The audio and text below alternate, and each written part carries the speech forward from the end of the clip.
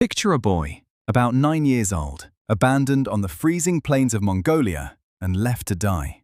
He has no father, no tribe, and no food. Now picture that same boy growing up to rule the largest empire the world has ever seen. Bigger than Rome, bigger than Alexander's, stretching from the Sea of Japan all the way to Europe. Along the way, his armies would kill tens of millions of people. And when he died, his tomb was hidden so well that 800 years later, no one has ever found it. His name was Genghis Khan. This is how the boy they left to die conquered the world, and where he vanished.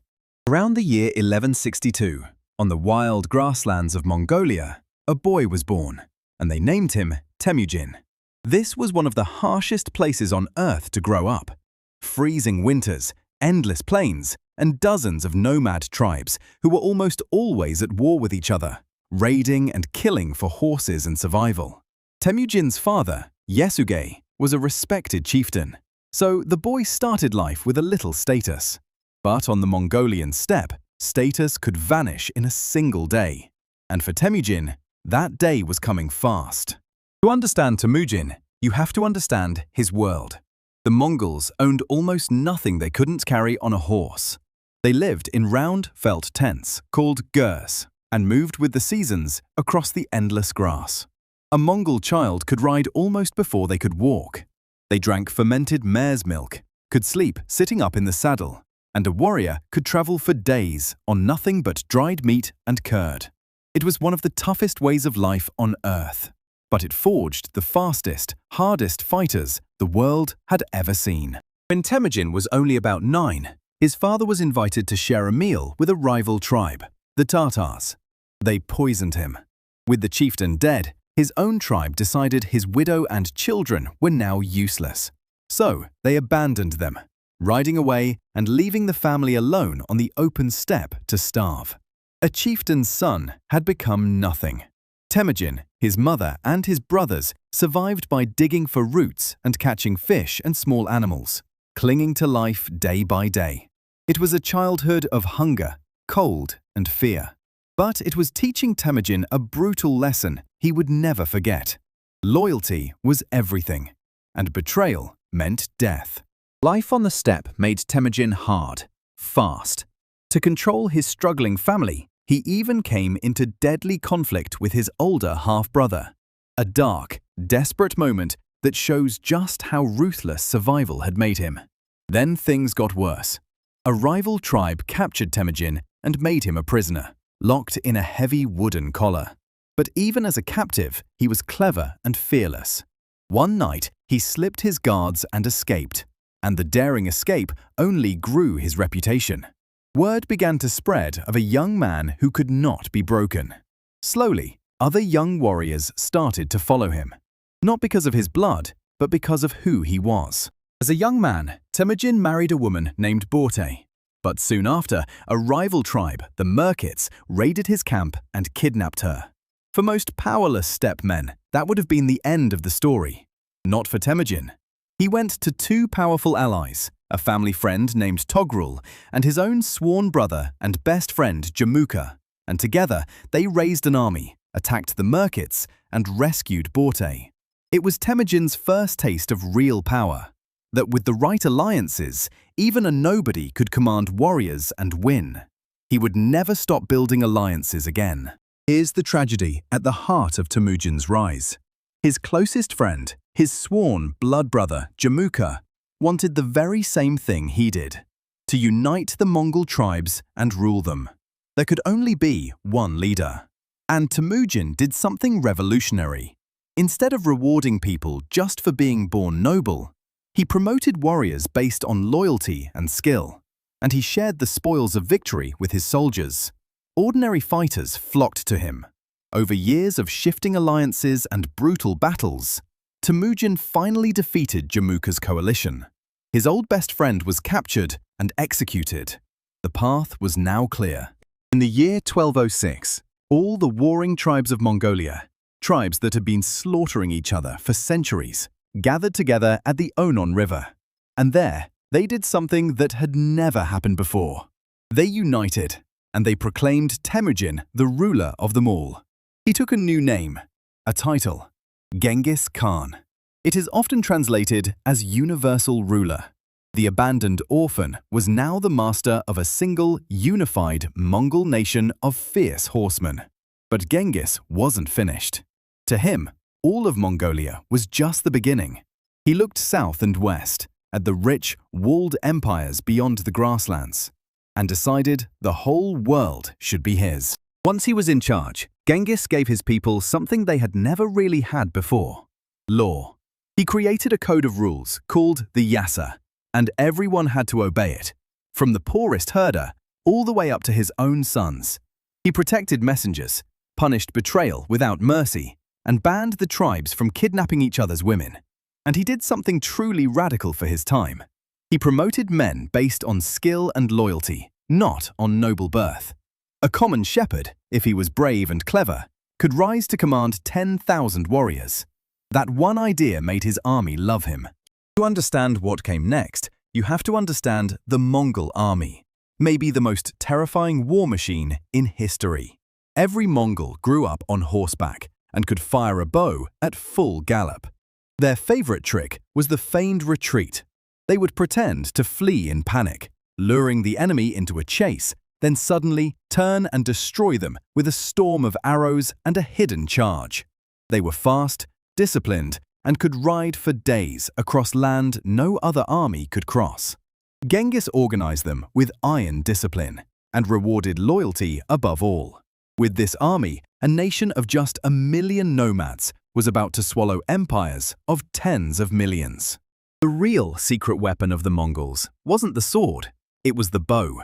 Their small composite bow, built from horn, wood, and sinew, could be fired from a galloping horse, yet still punch through armor at a range no other bow could match. Each warrior carried several bows and hundreds of arrows, and could shoot accurately at full speed, even twisting around to fire behind him as he pretended to flee. Picture a whole army that could circle you on fast horses, raining arrows down, and never let you get close enough to strike back. That was the Mongol nightmare. Genghis also turned fear itself into a weapon. When a city dared to resist and was destroyed, he made sure the entire world heard every terrible detail. He would often let a few survivors go free, just so they would carry the horror to the next city. And it worked. Again and again, towns were so terrified by the stories that they simply threw open their gates and surrendered without a fight. It was psychological warfare on a scale the world had never seen. Sometimes, the Mongols' most powerful weapon wasn't an arrow. It was their reputation. Quiz time. Question 1. What was the name Temujin took in 1206 when he united all the Mongol tribes? Was it A. Kublai Khan, B. Genghis Khan, or C. Attila? Take a moment, think about it. The answer is B. Genghis Khan, the universal ruler. On with the story. Genghis first struck the kingdoms of China. He conquered the Western Xia. Then, in 1211, he turned on the mighty Jin dynasty, one of the most powerful states on earth. The numbers were almost a joke. Genghis attacked with around 65,000 horsemen against a Jin army of hundreds of thousands. But the Jin made a fatal mistake. They met the Mongols in open battle, where Mongol speed and archery ruled. City after city fell. The Mongols even learned to use siege weapons and engineers captured from their enemies, so that no wall could keep them out for long. The nomads from the grassland were becoming unstoppable. At first, nomads on horseback had no idea how to capture a walled stone city. So Genghis did something clever. Whenever he conquered a place, he spared the engineers, the craftsmen, and the builders, and put their skills to work for him. Soon, the Mongols had captured Chinese and Persian engineers building giant catapults and siege towers. They flung boulders and firebombs over city walls, and in some sieges, they even diverted entire rivers to flood a city out. A wall that had protected a people for centuries could now be broken in a matter of weeks. In 1215, Genghis Khan's army captured and sacked the Jin capital, Zhongdu, the city we now call Beijing. The great walled capital one of the largest cities in the world, was overwhelmed and set ablaze, and the emperor was forced to flee south. Think about what had just happened. A man who was born with nothing, who had been left to die in the snow, had just burned one of the greatest cities on the planet. And Genghis Khan was only getting started. Far to the west lay another glittering empire, one that was about to make the single worst decision in its history. At first, Genghis didn't even want war with the wealthy Khwarezmian Empire in the west. He wanted to trade, so he sent a huge caravan of merchants to do business. But a Khwarezmian governor accused the traders of being spies and had the entire caravan executed. Genghis, furious but still patient, sent messengers to the Khwarezmian ruler, Shah Muhammad, demanding justice. The Shah's answer? He beheaded Genghis Khan's chief envoy and sent his head back. It was one of the most catastrophic decisions any ruler has ever made, because Genghis Khan did not forgive. And now, the full fury of the Mongol war machine turned west. What followed between 1219 and 1221 was one of the bloodiest campaigns in all of human history. The Mongols tore the Khwarezmian Empire apart. Great cities that had stood for centuries were captured and destroyed. The governor who had murdered the traders was executed in a horrifying way. The stories say molten silver was poured into his eyes and ears. Historians estimate that millions of people died in this single war. This is the dark truth about Genghis Khan. He could be astonishingly cruel, and wherever he was defied, the punishment was total. He was building the largest empire in history, but on a mountain of the dead. But there was a horrifying price. When cities fought back, the Mongols didn't just defeat them, they erased them. Great ancient cities in Central Asia, some of the largest and richest in the world, were so completely destroyed that a few of them never truly recovered, even to this day. Farmland was ruined, and populations that had grown over centuries were wiped out in a matter of days. Historians still argue over the exact numbers, but this may be among the deadliest events in all of human history. This is the shadow that hangs over everything Genghis Khan built. Genghis also commanded one of the greatest generals who ever lived, a man named Subutai, who had begun life as the son of a simple blacksmith. Under the Mongols, Subutai led a legendary long-range raid that swept all the way around the Caspian Sea, crushing army after army, and smashed into Russia and the very edge of Europe. The kings of Europe barely even knew who these lightning-fast horsemen were. For one terrifying moment, it looked like nothing on earth could stop the Mongols from taking the entire world. Quiz time. Question 2. Genghis Khan destroyed the entire Khwarezmian Empire.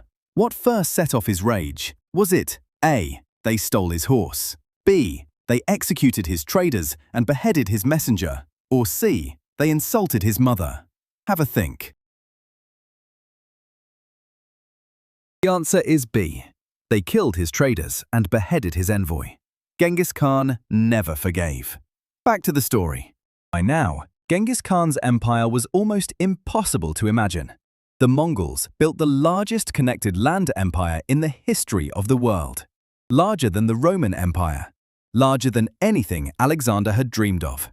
At its height, it would stretch from the Sea of Japan in the east all the way to the edge of Europe, covering tens of millions of square kilometers and ruling over 100 million people. A single man, starting from nothing on the freezing steppe, now commanded a chunk of the planet so vast that a messenger could ride for months and never leave his lands. But even the greatest conqueror who ever lived could not conquer one final enemy: death. To rule an empire so vast it took months to cross, Genghis built one of the first great communication systems in history, called the Yam. All across the empire, he set up relay stations, each one stocked with fresh horses, food, and shelter.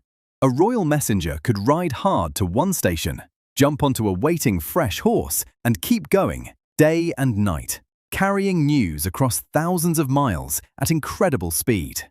In a way, it was the high-speed internet of the 13th century, and it was what allowed one man to actually control a quarter of the world. For such a feared conqueror, Genghis Khan did something surprising with religion. He didn't force his beliefs on anyone. Across his empire, Buddhists, Muslims, Christians, and others were allowed to worship freely, and their priests were often freed from paying taxes. Genghis himself was curious about the big questions, and once summoned a famous Taoist sage to travel thousands of miles just to teach him the secret of eternal life. The sage told him honestly that there was no magic secret. Even the master of the world could not buy himself more time. In August of the year 1227, Genghis Khan died. And here's the strange part. Even today, nobody is completely sure how. The one great Mongol source written after his death, The Secret History of the Mongols, gives us a single mysterious line. In the year of the boar, Genghis Khan ascended to heaven. Later stories guessed at everything. A fall from his horse while hunting, an arrow wound, an illness. Some modern scholars even suspect the plague. The most feared man in the world was gone. But his final secret was only just beginning. Because Genghis Khan had one last order, and it would create a mystery that has never been solved. Genghis Khan wanted to be buried in total secrecy, with no mound, no marker, nothing.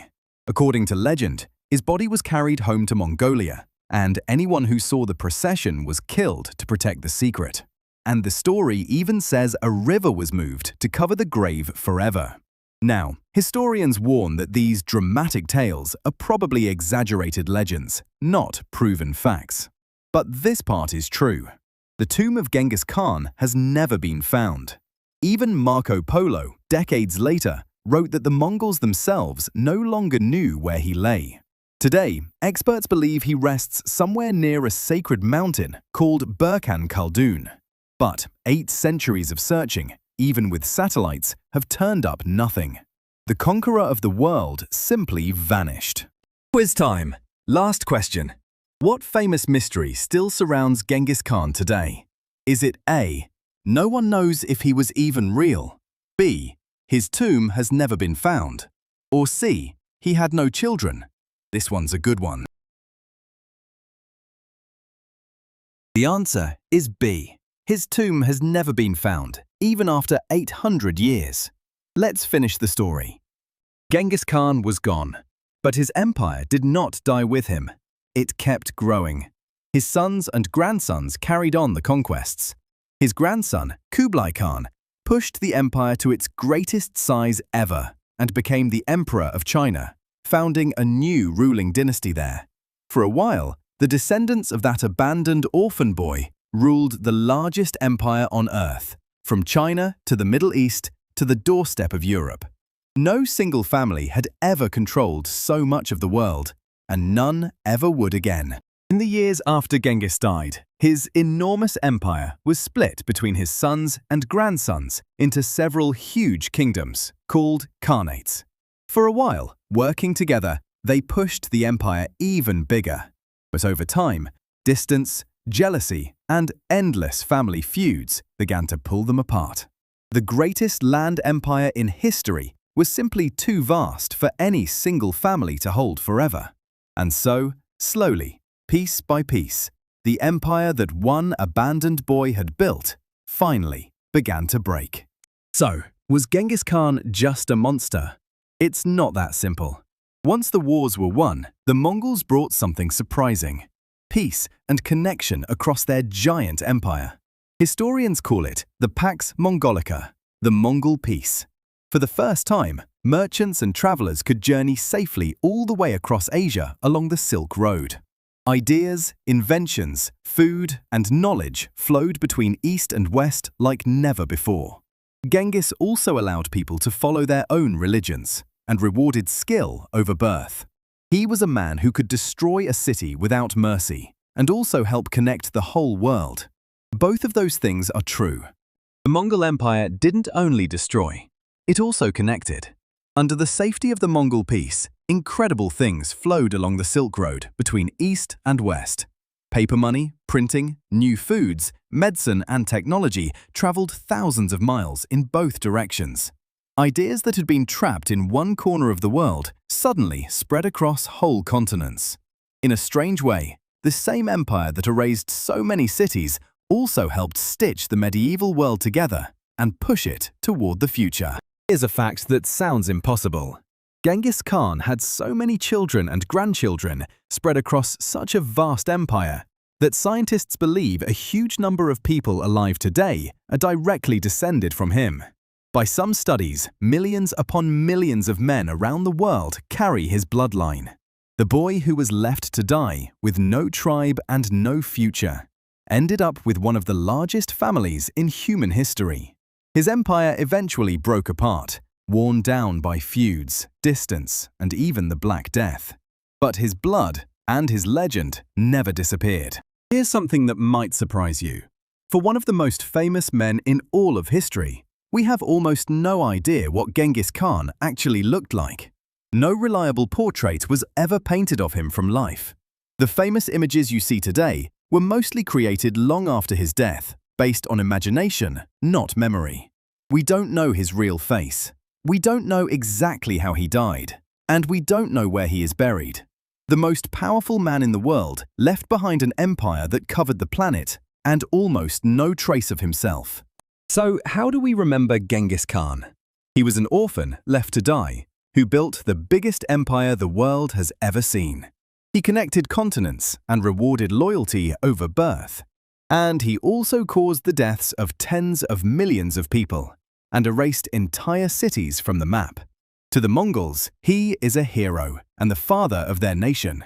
To the lands he crushed, he was a nightmare. So here's my question for you. Was Genghis Khan a genius, a monster, or both? Tell me in the comments.